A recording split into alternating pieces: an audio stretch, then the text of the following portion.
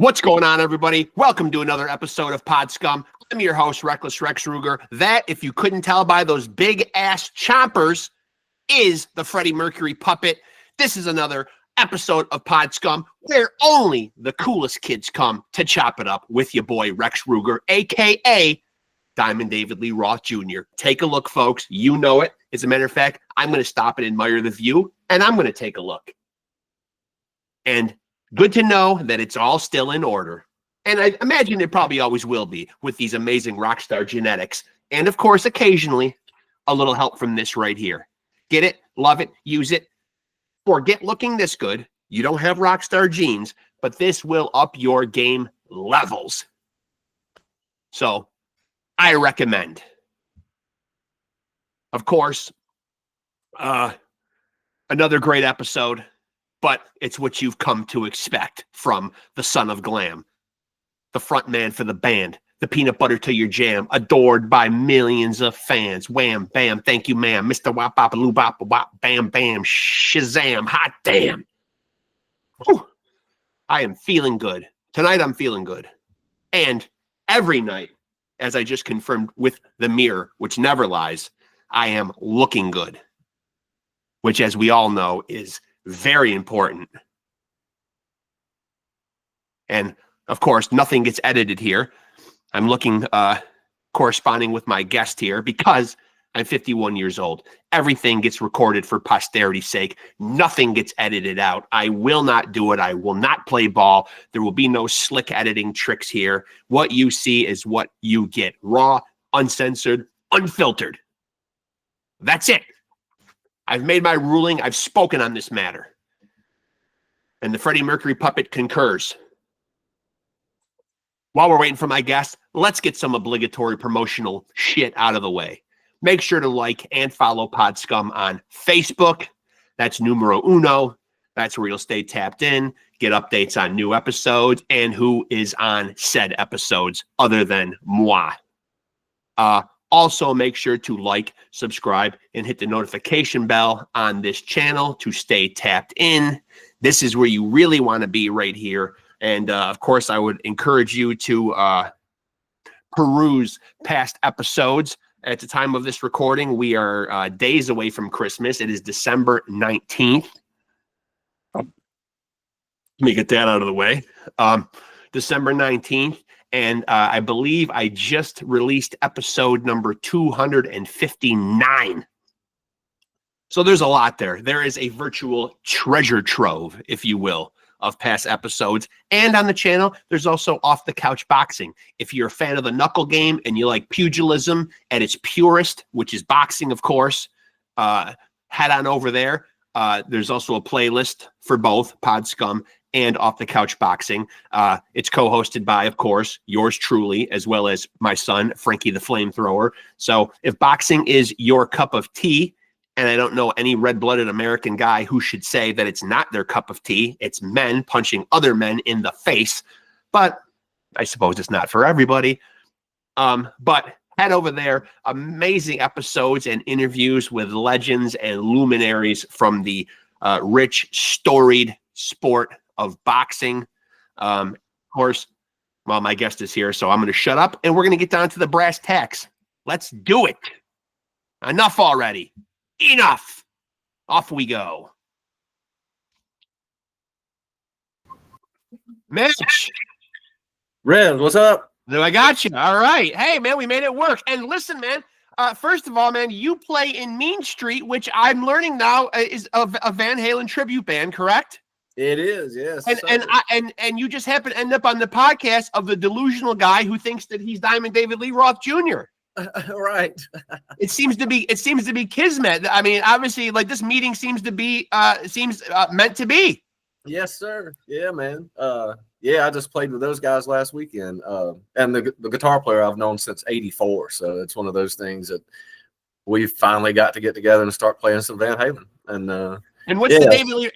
And what's the guy in the David Lee Roth role? Well, first of all, and I guess I do need to ask this because there are two eras of Van Halen, if you will. Some people only choose to acknowledge one. But so the Mean Street guy, I'm assuming, is doing his best impression of Roth. Exactly. Okay. Yes. Okay. Yeah. Okay. Yeah. We only do songs from the first album through '84. So Okay. Fair enough. all, Fair enough. all the Roth era, you know. Okay. So, And of course, you've also come under my microscope as well, because you've recently joined. I have a lot of rock and metal guys on here. Obviously, you are now in Whiplash. yep. Yeah, man. Yeah. Yeah. And Yeah. how do you link up? And how do you link up with those guys? Tony Patero, he lives near me. He's about an hour away, and he heard of me through the grapevine, and we got together. And so far, I played 4 shows. I've done Los Angeles and San Antonio, Brooklyn, Chicago, and they've been some off the hook shows. I mean, you know, feet flying in the air, so it's just awesome, you know. So yeah, that's been a lot of fun. But yeah, I play with a lot of different people. But yeah, the Whiplash thing, that's fairly new. But yeah, and there's plans. There's a lot of stuff in the works on that. I just talked to Tony a couple of days ago, and he said the merch page is about to go up, and also there's some new tracks that'll be coming out next year. Okay. They already have 5 recorded, I believe, and he has 5 more that I'll be on. Oh, awesome. Okay. Yeah. Okay. That was going to be my next question. So you will be in on new Whiplash music then? Yeah. He has 5 already in the bag, but there's 5 more that I'll be on. So yeah. So we looking forward to that. And so usually I start these things by kind of backtracking though. So for you, man, was there a specific album or an artist or a song that really got its hooks in you and kind of lit the fire for you to do music? Yeah, I mean, it's a crazy story, I guess. If I go back to the beginning, I started beating on stuff when I was about 3 years old on the footstools, and then around 5 years old, my mom and dad, let's see, let me kind of put all this together. My dad owned a record shop and a radio station, and he was a big Elvis fan. And so when I was 5 on my Christmas of 72, he got me a drum set and a guitar and a piano. You know, he was just throwing it all at me to see what came out of it, I guess. Yeah. And so I started playing along to, you know, Elvis and the Monkees and just all that stuff, and I became an Elvis impersonator at 5 years old. And crazy story, I got on stage with Elvis twice. He saw me in the crowd with my outfit on, and wow. Yeah, so he pulled me on stage in 75 and 76, and so that's a crazy childhood story. But so you were on stage. So you were on stage with Fat Elvis. Yes. Elvis. Yeah, he was in 75 it wasn't so much, but 76, you know, he was starting to. That's certainly not to desecrate the king, because one of my earliest albums that meant a lot to me, Elvis Aloha from Hawaii. That was it. Okay, so me and you connect right there. That is what did it. When that came on via satellite, you know, I sit in front of the TV and was just mesmerized by the whole thing. I mean, Ronnie Tutt on drums, and so that was, you know, if there was one album I could point to that really got me going, was that. And I you know, through the years, I attribute that album to really helping me with playing a show, not just playing songs, but shows, how that interaction with Elvis and the drummer, you know, and not just playing a song stop. He had all these little things, you know. So I think, you know, I learned a lot from playing along with that. But yeah, Aloha from Hawaii was that would have been the first one. It was huge to me. Yeah. And so then, you know, when I turned around 8 or 9, I heard Kiss, and there are a lot of people's gateway drug. I hear them on here quite a bit. Right. And so that ended and not that I don't still like Elvis and all that, but that's where the heavier thing hit. And then I was like, probably a lot of you and a lot of people was like, Kiss was it. Like I was all into it. And I got to see them on the Dynasty tour in 79. And so I was huge into that. And then Van Halen, and then, you know, just everything. I was just, you know, I was a sponge. I was just eating up everything rock. So and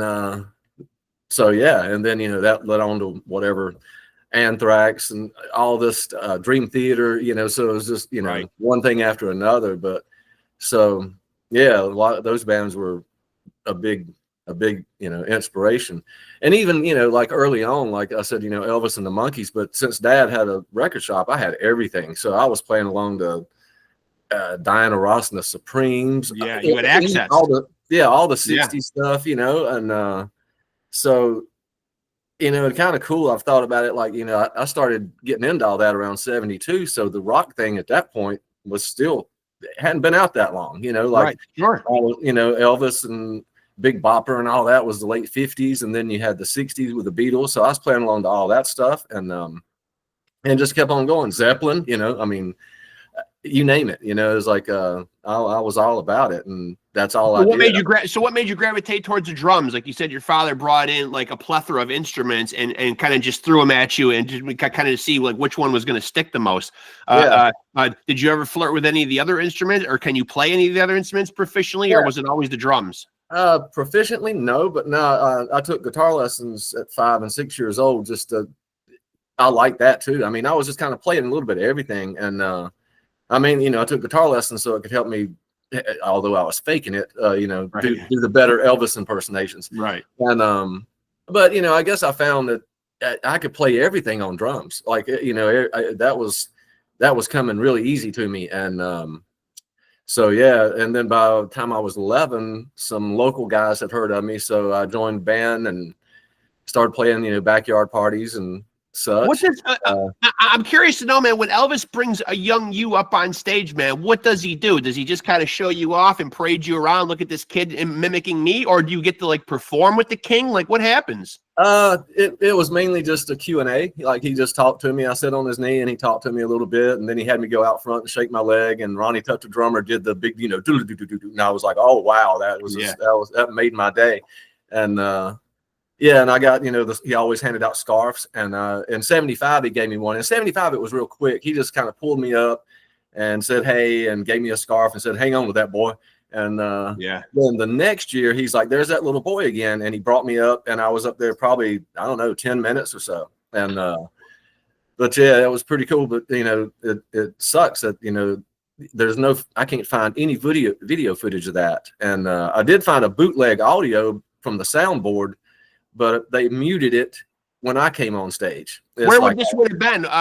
And this would have been a concert where? Greensboro, North Carolina. Okay, Greensboro, North Carolina. So if anybody out there that watches this or hears this has any evidence of that show, Mitch would love to see it. Yeah, please. It's like, I'd love to see it. You know, there was some 8mm video of me the first time, but that guy tried to transfer it, and it had deteriorated. And so yeah, it's like, I'd love to see it, you know, or even hear the exchange that we had. It was really cool. Because I mean, and you get to put that on a resume. I shared the stage with Elvis. I have actually, yeah. I've put that on there as far as experiences and stuff.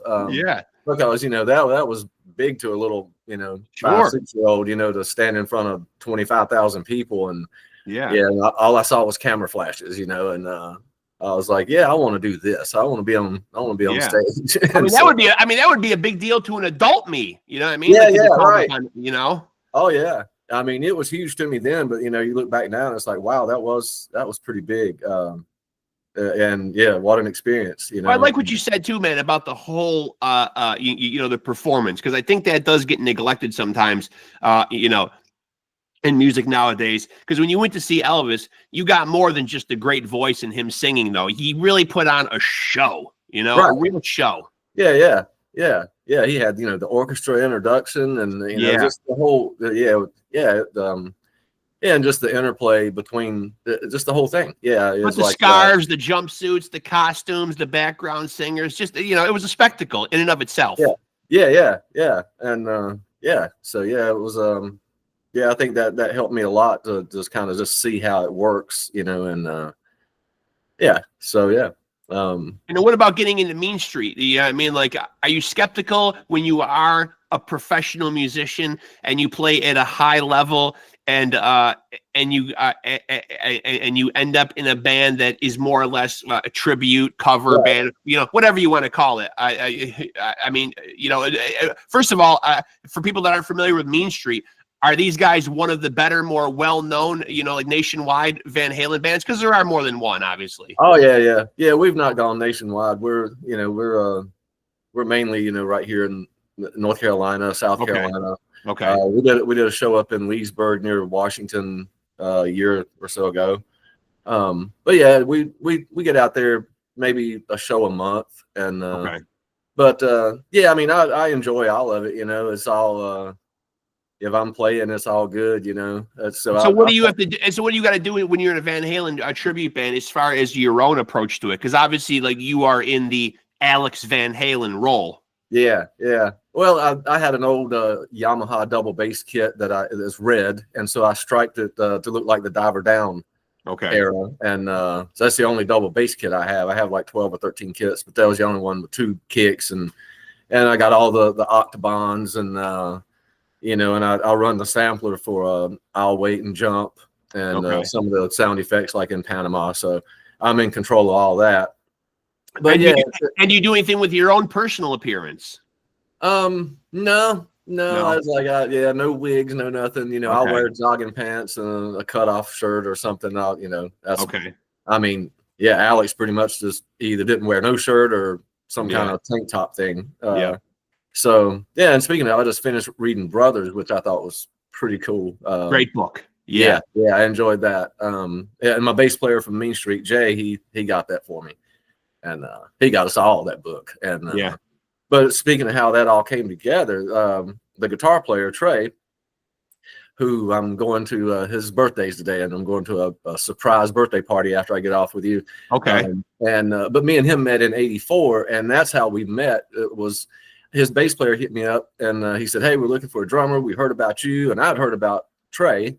And so I go and I set my big drum set. I had a double bass, you know, 10 toms and all that stuff. And I set it up, and I hadn't met him yet. And I just started playing Hot for Teacher. And I see this guitar player look at me like, "Go ahead, keep going."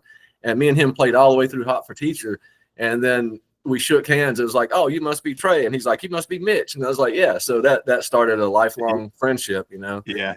And me and him's played in a lot of different, you know, cover bands. We had an original band called Salem back in the early '90s that was kind of somewhere in between Van Halen, Bullet Boys, Extreme. You know, it was a mixture of that kind of thing. So that was my first recording of original stuff. And so we've always played, you know, off and on through the years. And I don't know, 3 or 4 years ago, we just came up with the idea. I had been the bass player I was in a Van Halen tribute band with years ago, and it had fallen apart. And so Trey met him, and so we all got to talking, and they knew a singer, Benny, that was all ready to do it, and so we just threw it together and started doing it. And so it's fun to, you know, play through all that stuff. And so it sounds like a lot of it was more of like the 80s style rock, and now you step into this role with Whiplash, which is considerably heavier music. You know, has this been a difficult adjustment for you? Obviously, like the Whiplash music, probably faster, heavier, you know what I mean? Well, at home, I would practice along to all kinds of stuff. You know, I mean, I was like a huge Charlie Benani fan, Anthrax, and so you know, it wasn't nothing for me every day to maybe play through Among the Living, the whole album, or you know, so it was like I was always into that, but I never got to be in a band that played that. So that's why it's been, you know, it's been really cool to get out. So did you want to play like heavier music? I mean, like, were you happy like when you made this connection like with Whiplash? Like, because, you know, it sounds like when you're playing stuff in the vein of, you know, you mentioned like Van Halen and Bullet Boys and Extreme, and now you're stepping into like Whiplash, which is more, you know, kind of teetering on like, you know, power metal slash thrash metal. Like Slayer stuff, all that.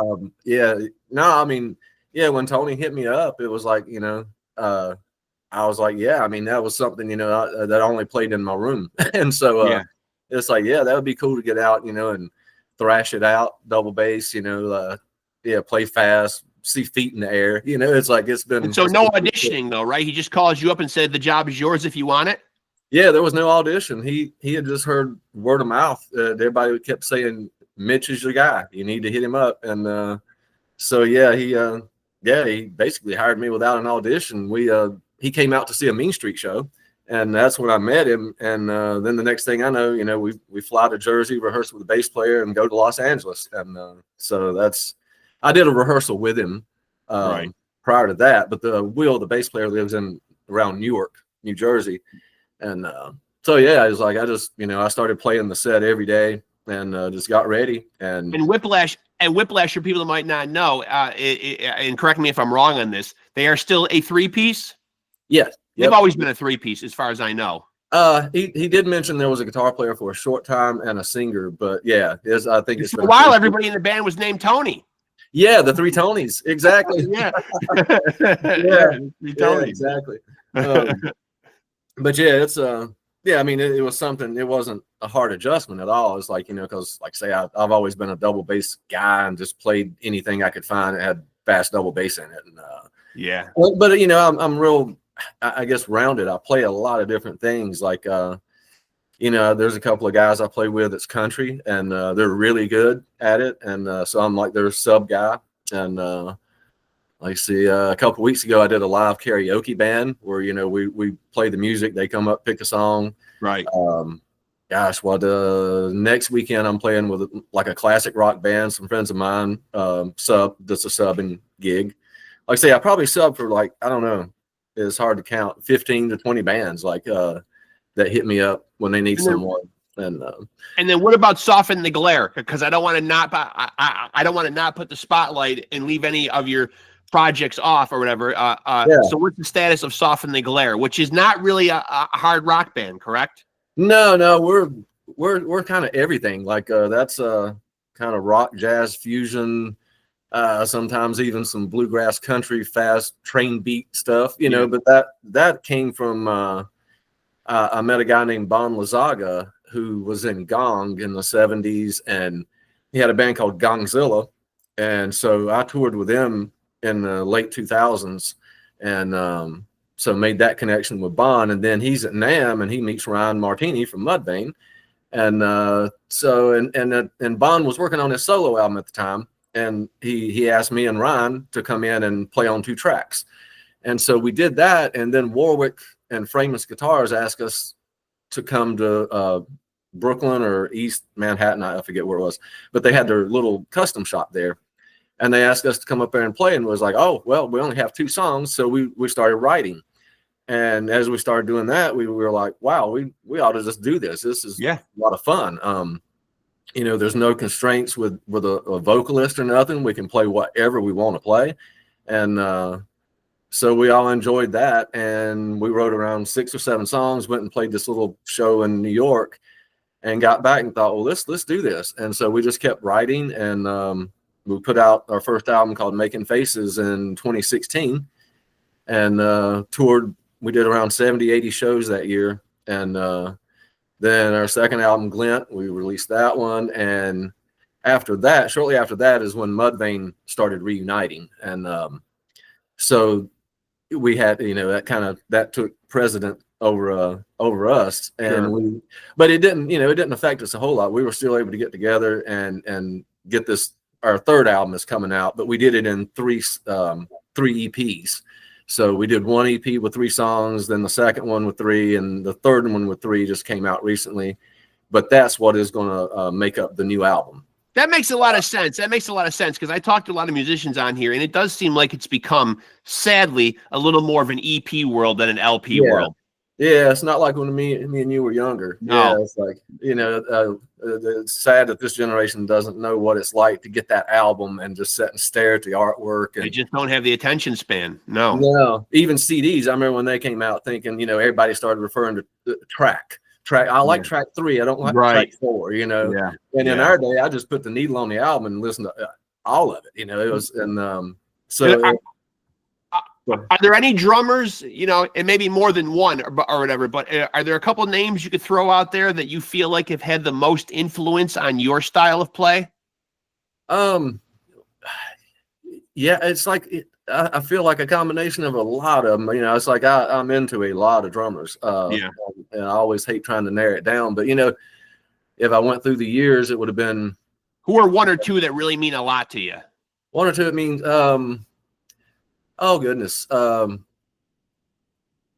There again, it depends on the style, how, what I'm thinking. Like Dave Weckl was huge. Rod Morgenstein was huge. Alex, all of them had their place in my progression of learning. Like, Ronnie Tutt was big. Then it was Peter Chris and Bonzo, Mike Portnoy.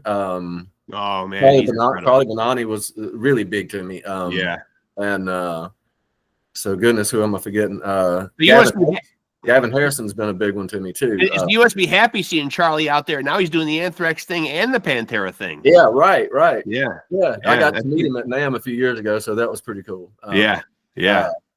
But yeah, gosh, who else? I mean, like I said, Dave Weckl, Gavin, they were big. Buddy Rich, sure. Steve Smith from Journey, he was a huge one in the day. Still is. I mean, the guy, I love the dude, and he's the one that led me down the path of Buddy Rich. Like, because I kept hearing all these drummers I was into talking about, even Bonham. They'd be like, "Yeah, Buddy Rich was this," and I was like, "Well, who is this guy?" And then you watch Buddy, and you're like, "Damn, okay, yeah, I see what you're talking about." And, and I mean, okay, Neil Peart, I can't, all of them had a place in my learning, and so it's hard to say. I mean, I know I'm forgetting somebody. Well, I've had a lot of drummers on here, man, and one of the things that I find, that is a common theme with a lot of them is, again, this is certainly not to downgrade what anybody else in a band does, but it is a physical job, physically demanding back there, being the drummer. It's a lot of arms, it's a lot of shoulders, it's a lot of back or whatever. How have you held up over the years? I know talking to drummers, a lot of them have had to make little tweaks with, higher or lower of the stool or changing the layout of the drums or whatever. Have you been affected by any of that? Yeah, I mean, I try to keep it. I mean, early on, I didn't think about that stuff. And, for instance, when I started doing the Mean Street thing, I had to break out that huge Yamaha kit from the 90s that was all power toms, and they're 24-inch kicks. And I remember the first show about kicked my ass because everything was so far away and stuff. And I had gotten to where everything was more, shallower toms and all that. And, but yeah, I've always, the past, I don't know, 15, 20 years, that's when I started thinking more ergonomically, like making things easily accessible and nothing that, causes me to jerk too far on one way, and, just working on techniques too, So yeah, because I teach, and so yeah, I try to pay attention to all that. Yeah, seat height, all that stuff. What's that like when you're teaching? Because obviously, it takes a lot of patience teaching. I mean, everyone isn't cut out for teaching. How did you land in it? Well, I started dabbling in it when I was 16, when I didn't even know how to read it or anything, and then I started working kind of full time at a store in 1990, and I was self-taught all the way up till 94. I went to a drummers collective in Manhattan, took privates from a few guys. And, but anyway, I was just, learning all I could on my own. And, teaching, if you've ever taught, I mean, it teaches you because, for one, you keep going back to the fundamentals every time with the new student. Right. And, that just really ingrains all that stuff, rudiments, all that stuff. You're constantly going back to the beginning with students. And, I've had some really good students through the years. I had one that graduated Berkeley a few years ago, and I taught him for like 8 years, and then he did the 4 years in Berkeley and moved to Nashville, working with Steve Albini, the engineer, worked with Nirvana and a lot of people. So I've had, it's been cool to see some of my students get out there and do it. I have several. I'll probably see one of them tonight, actually, that's out there doing it now. And I've had another one that he kind of was following. He was touring all the same places Soft and Neglect was with a really heavy band. And but it's been rewarding to see students get out there and do it, because it really, sadly, it don't seem like that many of them get that far. Right. But I don't know, maybe 1 out of 10 end up being a player, playing around locally or even around the nation. So that's been cool. But yeah, like I said, it was a learning experience too, because I'm constantly, teaching. I have some advanced guys, so we'll be doing everything from polyrhythms to odd time, and just keeps me fresh too, keeps me learning. And a lot of my lessons that I wrote, some of those actually came out in Soft and Neglect, like things that I had, written out, concepts and stuff. And so, like on the past couple of albums, I would break out those sheets that I was teaching, and displacement beats and just all kinds of some weird stuff. Yeah, and I incorporated that into a lot of our stuff. Well, Well, what makes for a good drummer, though? Because you do see a lot of times, though, man, and I'm not a musician, myself. So, maybe you can shed a little more light on this. Like when you see a guy like on YouTube, like a guy like Lars, been wildly successful, but seems like people take every opportunity they can to shit all over his drum playing. Now, I don't quite get it because obviously, and I don't think Lars is ever on record anywhere is saying that he thinks he's the greatest drummer or the most proficient drummer in the world. He seems to be, and the other guys in Metallica have echoed it as well. He seems to be the best drummer for Metallica. That's what I was about to say. I mean, he's the best drummer for them, but I don't think he's ever said, I technically do this better than anybody else. But yet he's been wildly successful and made lots of money. Yeah. Oh, I mean, he was another influence. Like I said, I can't think of all of them, but I mean, back in the day, playing Trapped Under Ice, and I always went for the fast stuff. And so, I mean, but is that a fair assessment of Lars though? Like when you watch like videos of Lars, obviously, I'm sure you could spot technical flaws and stuff or whatever, man. But I mean, settle it for me. Is Lars a good drummer? I say yes. Yeah, I do too. If there's little, things that I mean, hey, it's rock and roll, it's like, it's raw, and I think you hit the nail on the head right there. I think in this day and age of technology, we've gotten so used to everything being so perfect that the essence of rock and roll is it's okay to be a little loose and a little sloppy and have it be a little gnarly. What's wrong with that? I mean, Zeppelin, I mean, it was real, so I have nothing against that at all. I mean, I guess I see both sides of the world there. Yeah, some stuff needs to be spot on. I mean, dance music needs to be dead on. Right. But even Soften the Glare, if you were to hear our click tracks throughout what we do, we'll play the song for our producer Jamie King, who was a student of mine. And now he's producing us. Wait a minute. Did you just say Jamie King? Yes. Yeah. He actually produces a friend of mine who lives down in North Carolina, who's originally from up here, who plays in a metal band down there called Outlier. Oh, okay. And they're like a thrash metal band. And my friend, I'm in upstate New York, but my friend Ray lives down there now. And he raves about Jamie. What a great producer he is, man. They're always in the studio and they do their work with him. Yeah. He stays so busy, and he's in Winston on. The first big thing for him was Between the Buried and Me, and and then now like everyone wants that guy. I mean, he's so good at what he does. Yeah, and I love it with him because when we're in there with him, I taught him, but he was already a good drummer when he came in. Yeah. But he's really good at telling me, hey, that was pretty good, but try another take, and so we have a really good relationship, and Ryan loves working with him, Bond. So it's really cool. He's like the fourth member of the band, the way we look at it. He really helps us a lot, and he gets awesome drum sounds. But back to the perfect tempo stuff, like we'll play songs for him, and then he'll go through it and figure out our tempo changes, because I think we only have one song in Soften the Glare that has the same BPM all the way through. Yeah, because we'll let it ebb and flow. So it's all, hey, we do that just so we can keep it on the grid and overdub things and stuff, and but it's still it ebb and flows, like the tempo. There's one song I think the BPM fluctuates by 20 or 25. But you don't really notice it just because how the music is changing. So it's subtle. And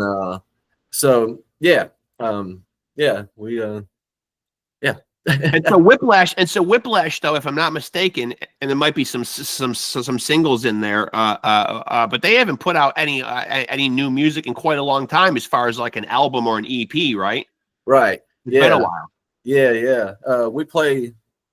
I'm not sure of these songs, but we play Sword Meets Skull. I don't know if that's out on anything yet. Is Old School American Way? Is that their newest? Is that a single or is that an EP? I've got that written down here.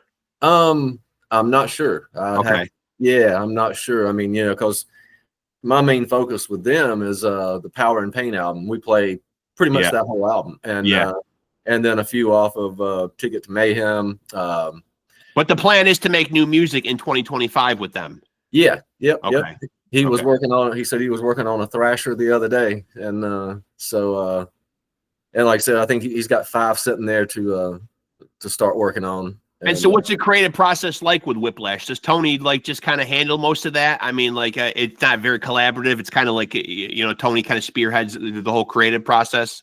Yeah, from what, because I've not, gotten into that with him yet.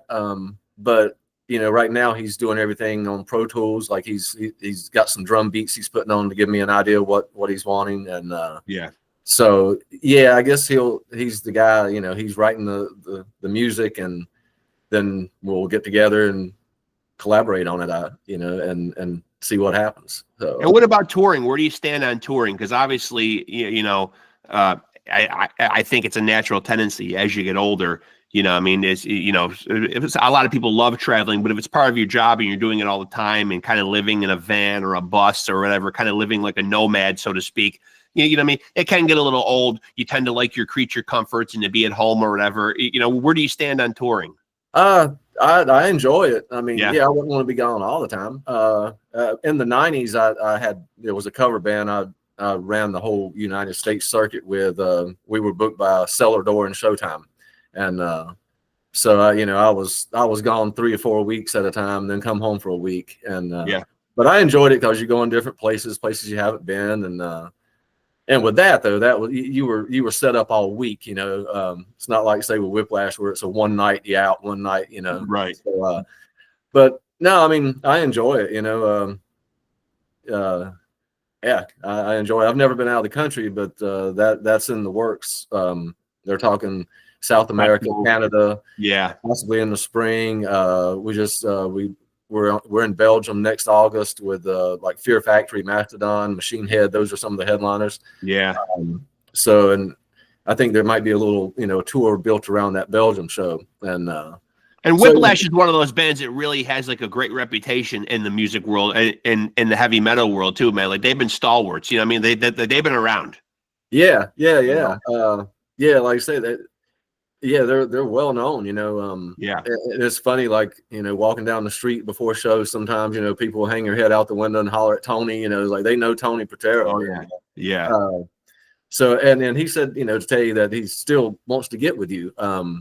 Because I think maybe you'd hit him up about it. I have, yes. Oh yeah. A lot of times when you're podcasting, it really is just, and I know from doing this now for a couple of years and having done hundreds of episodes, that it is just timing. You know what I mean? And we do have, obviously everybody has lives. I have a day job. I'm a nurse. I work in healthcare. I've got grown kids and grandkids. So I understand that you can't just snap your fingers and say, hey, how about we do this tomorrow night? You know what I mean? A lot of times I'm in conversations offline with people in Messenger, and I'm cultivating these interviews for sometimes months. People say, hit me up in the spring. I'm going on tour. You know what I mean? I can do this. I can revisit this, and I got to keep these messages in my Messenger and try to keep track of like when everybody wants me to hit them back and stuff. So it's not always an instantaneous thing, but yeah, I've exchanged messages with Tony. So I'll get with him. I always know that in due time, usually these will happen if people are interested, Yeah. He'd be a fun one to talk to.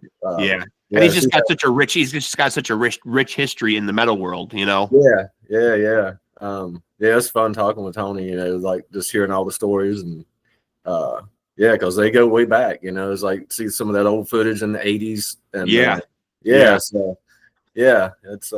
and my in-laws are down in North Carolina too, man.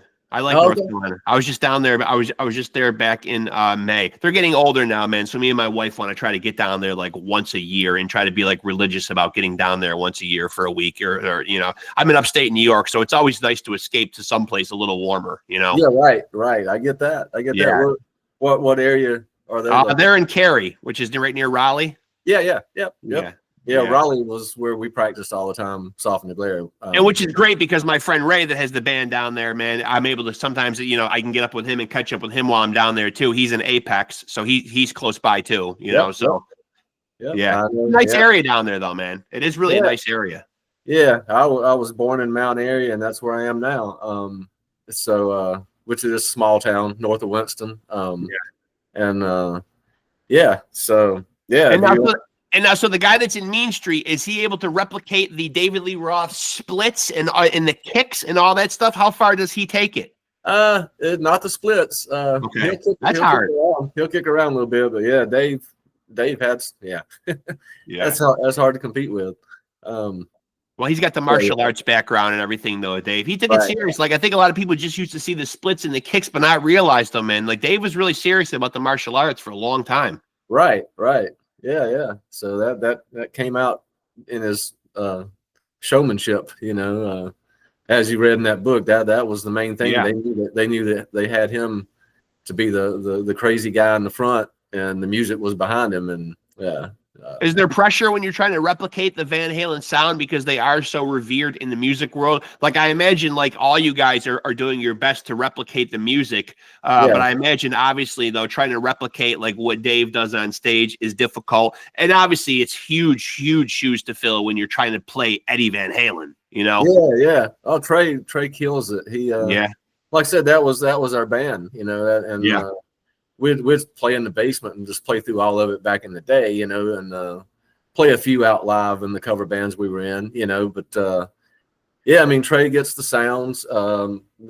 Jay, the bass player, that I try to get the drum sound. I use on that kit, I use like the clear dot heads on top and bottom, and so I try to get it close as I can for the sound. And the snare drum was tricky, but then I just finally was like, okay, this is close. This is the best I can do. And I think in the book he said something about what he hurt his hand or something, and he thinks that contributed to how he hits the snare. But I even tried his duct tape where you put the A and the underneath the head, but that didn't work for me. It didn't sound like him at all doing that. No. Finally I just used one of my DW steel snares, nickel over brass most of the time, and it kind of gets that sound. And but his sound kind of changed through the years too. Like he used the Lugwood Superphonic a lot, and then he had a Tommel Rosewood that was on some of the stuff. And so it's with snare drums, just kind of get it in the ballpark. And I've had some people tell me though, they're like, your drums sound a lot like his stuff. And even though early on he had coated heads, and then I would see the dots, and so I just went with the dots on top and bottom with this kit, and it seems to work just fine. And so to get updates, before I let you out of here, man, for people that are into Soften the Glare, where's the best place to find? Well, what's going on with you guys? Anything on the horizon? Anything upcoming? Well, the new album, like I said, it's comprised of the 3 EPs. That's in the works right now. We got the artwork back, so that's been sent off to get vinyl. We tend to sell a lot of vinyl. So sometime in 2025 for sure. Definitely. Yeah, everything's getting. If I'm not mistaken, the LPs are getting pressed now. Okay. And so that can take a few weeks, and as soon as that's done, we'll probably announce a release date, and hopefully we'll get back together February, somewhere through there. Ryan obviously has some Mudvayne things going on, and so we're gonna try to get back together and write some more stuff early next year. But the new album will be out hopefully in a month or so, and then new music from Whiplash probably sometime in 2025 as well. Somewhere in 2025 for sure. That's what Tony said the other day. He wants to get it out. It's gonna be a big year. Busy year for you. I stay. I suppose that's a good thing, though. In today's music industry, man, with so much music hitting the streaming platforms and such an influx of stuff out there, and obviously people can't consume it all, man, and bands start and fall to the wayside. So, having steady work and being busy is not a bad thing. No, I enjoy it. And I enjoy the variety, I don't just play one thing. I mean, one weekend I might be playing thrash, one weekend I might be playing country. Yeah, that's nice. Never know, I never know.